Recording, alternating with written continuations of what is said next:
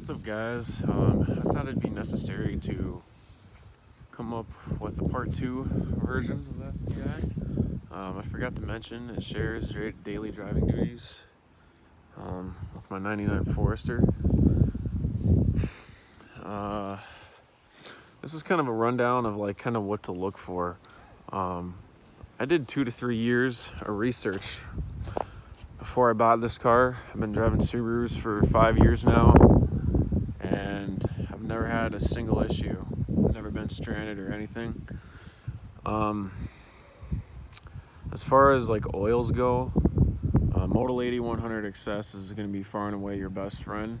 I've tried Rotella T6 as well, but the Model 80 100 seems to be the best trick as far as the usage and that stuff goes. Right now I only burn, or actually not even burn, I only use half a quart in 3,000 miles, which is honestly really good for it's really good for a turbocharged Subaru standpoint.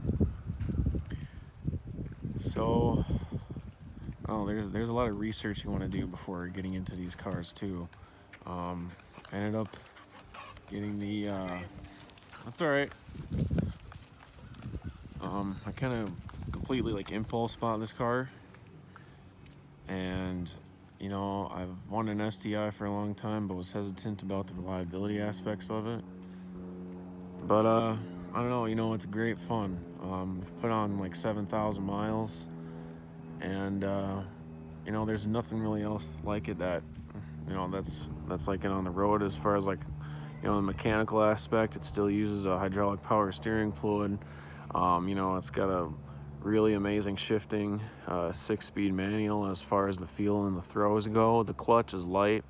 It rides a little rough, but not too bad for someone like a 24-year-old me can't handle. So it gets a ton of attention.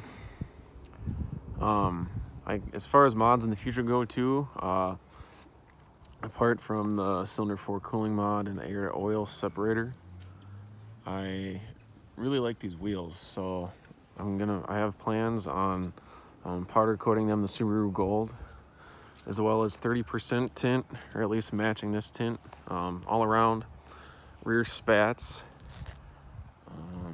whatever this vortex generator up there, the STI limited lip, and a banner, or actually not a banner, a brow. So,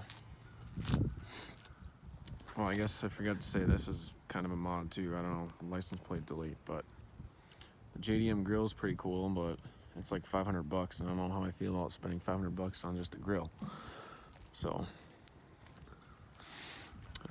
another thing to mention, as far as you guys that are building a shitload of power, or building more power, I'm a firm believer of fixing the car's known issues first before throwing more power at them. There's a lot of guys running, higher horsepower without, any supporting mods. So there's no air to oil separator. There's no cylinder 4 cooling mod.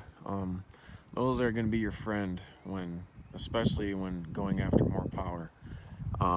Because mods, put more stress on the engine, and you're going to be asking for more of it. So if you want it to deliver, I highly recommend doing those.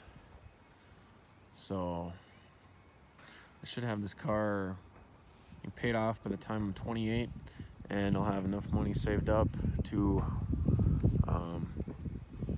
maybe buy a house. I don't know. Doing some work in my Forester. That's as far as the STI goes. Doing some work in the Forester today. This is a 1999. I bought for $2,300. It's got 155,000 miles on it, 160 I think. So I appreciate any feedback and any views or subscribe. I don't really care if you subscribe or not. I'm not a big YouTuber. I just kind of like to